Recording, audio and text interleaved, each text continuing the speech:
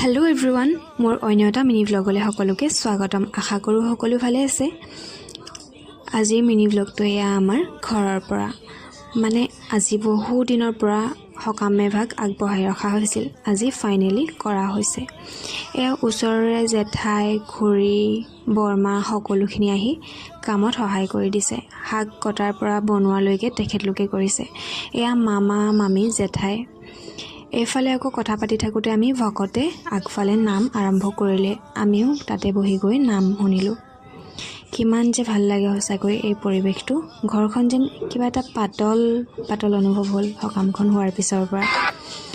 ৰাতিপুৱাৰে পৰা ভকত সেৱা কৰিম বুলি ব্ৰতত আছিলোঁ।